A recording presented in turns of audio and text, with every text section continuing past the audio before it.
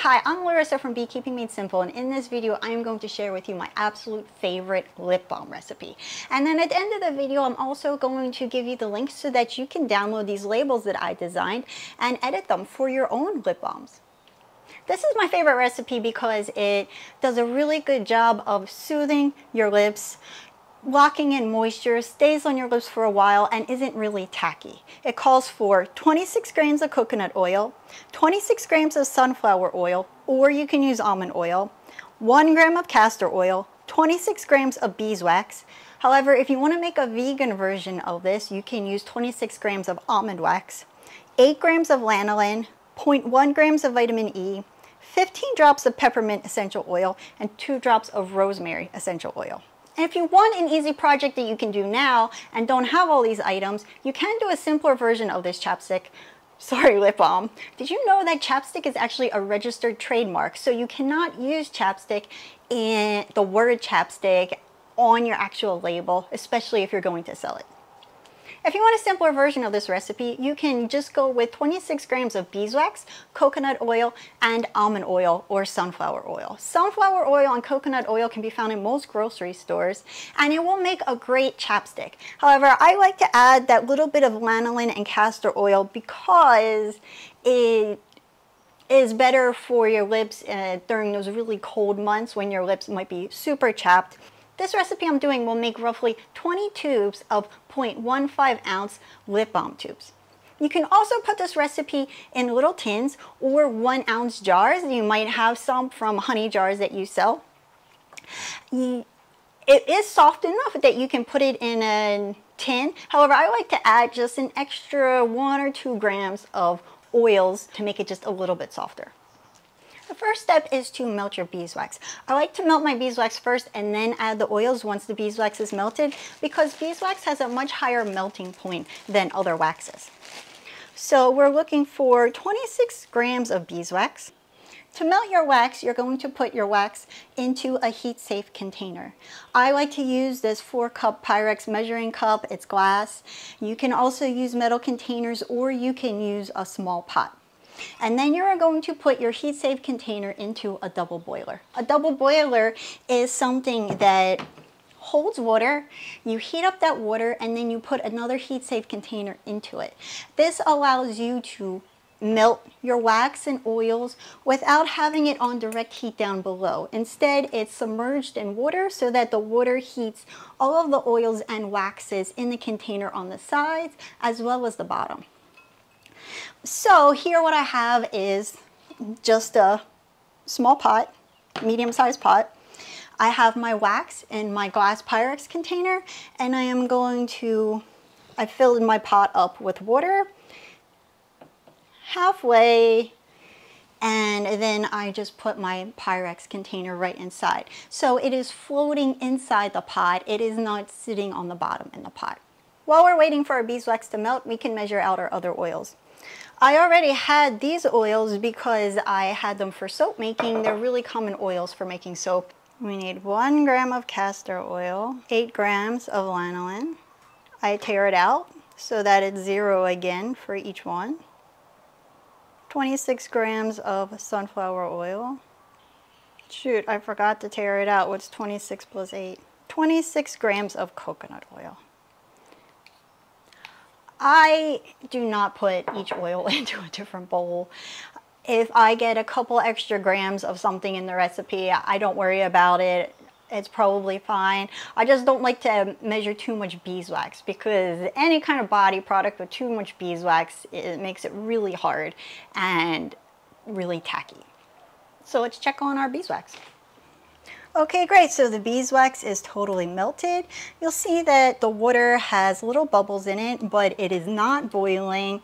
It is on the lowest heat setting. And when I take the temperature of my beeswax, it says 175.2 degrees Fahrenheit. You don't want to put your wax on too high of a heat or leave it unattended while you go do other things because beeswax is flammable. Now that our wax is totally melted, we can add the oils to it. This is going to cause the wax to harden a little bit, but it will soften up really fast. Once all the wax and oils have melted, you can try it out before you pour it into tubes. If maybe you've substituted some other oils or waxes, you just put a metal spoon in, take it out, let it cool and harden, and then take a little bit off the spoon and try it out. The next step is to add your vitamin E, but you're going to want to take your wax and oils off the heat to do this. You're going to add 0.1 grams of vitamin E, and if you would like to add a scent or flavor to your lip balm, now's the time to do it.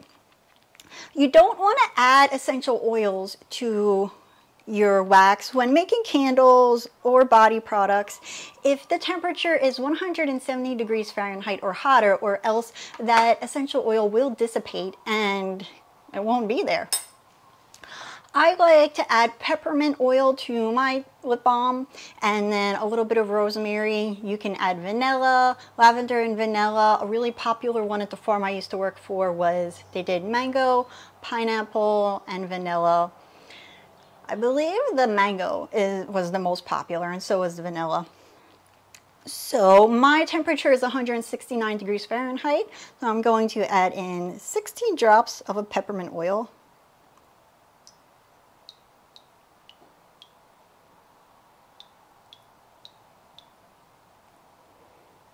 It does make it a little bit, just a slight bit tingly when you put it on your lips when you add the peppermint oil.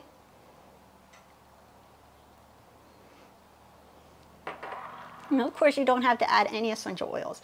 Whatever you do choose to add, just make sure that it is safe for use on your skin and especially on your lips.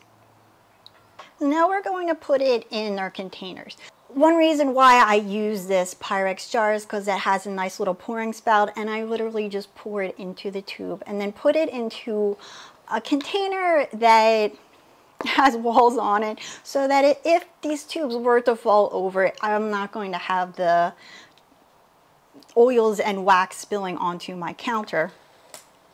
They do make these lip balm pouring containers where you put all the tubes in and there's this pouring spout, and then you can chop it off, which makes it a lot faster and easier. But if you're just doing a few of these, then not totally necessary.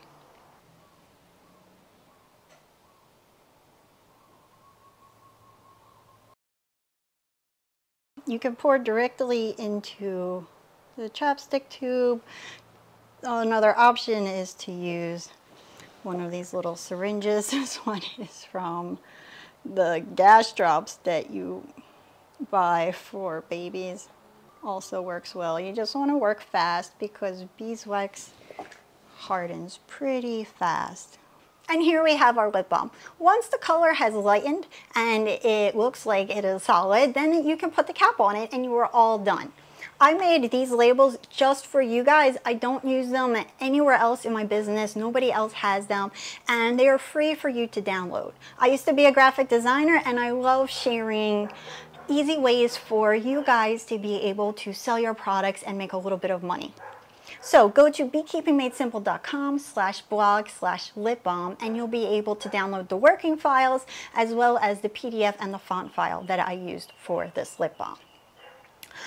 I also have the link to the lip balm label paper that you can buy from onlinelabels.com. It's called OL663 and is 2.0625 inches by 2.16 inches. It has this little perforation at the very top, which you will put right over the cap, where the bottom of your cap is on your label. And so when people buy your chapstick, that lets them know that nobody else has opened it or tried it out, because then once they open it for the first time, that perforation will be broken. I love this company, onlinelabels.com. For 120 labels, it is only $13.69, and they have weatherproof options, which is really great when it comes to honey jars that people are going to be washing and hopefully reusing, or chapstick labels where you want people to be able to hold on to it and you don't want it falling apart on them.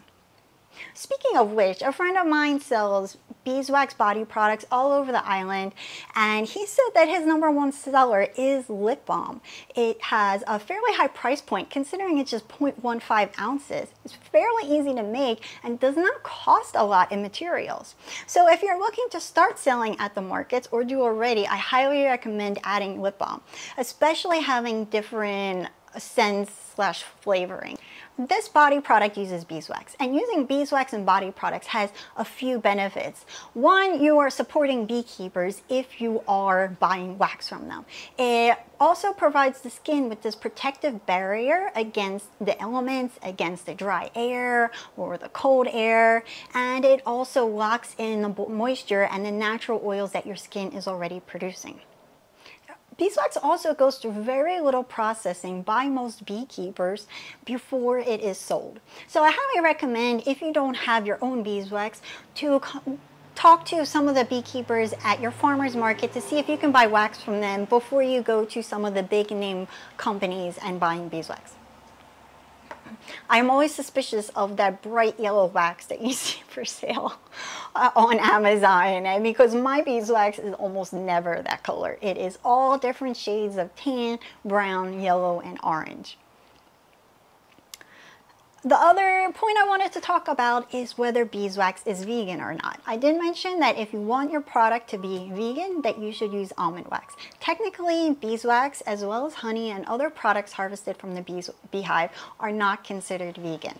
However, if you are vegan or just concerned about the safety of the bees and do not want to use a product that was harvested and was harming an animal when harvested, I have to say that unfortunately using almond wax is just as bad or worse than using beeswax. The reason being that almond orchards are, for the most part, the majority of the almond orchards require bees to be trucked in for the pollination of the trees. The trees require pollination, and these farms are monocrop farms, which means that there isn't other sources of food for the bees other than these trees. So bees cannot survive in the area of these orchards on their own in nature, because it is a food desert throughout the entire year except for when these trees are blooming. Therefore, they have to pay beekeepers to bring truckloads of hives to the farm to pollinate the trees and then take them off when the pollination is over.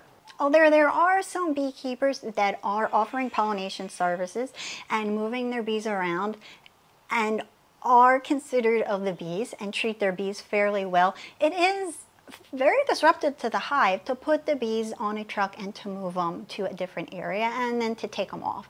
In addition to that, these hives are on someone else's property, and even if the beekeeper is asking the farmer to consider the bees and to not spray while the bees are on the property, it is fairly common for the almond orchards to still spray and kill a percentage of the bees that are on the farm for pollination.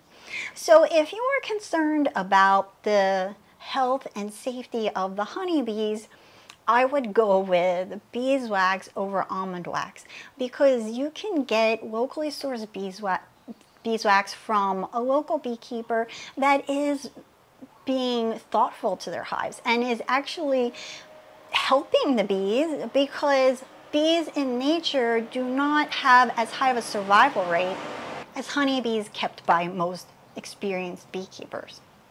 A great place to learn a little bit more about pollination services and honeybees is the documentary More Than Honey, a really beautiful movie about the honeybees.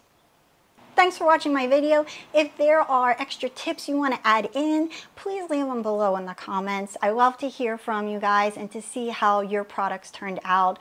If you are looking to sell products from your beehive, check out my Business of Beekeeping free online class. The link is in the video description below. And please like and subscribe to my channel so that you are notified the next time I put a video up.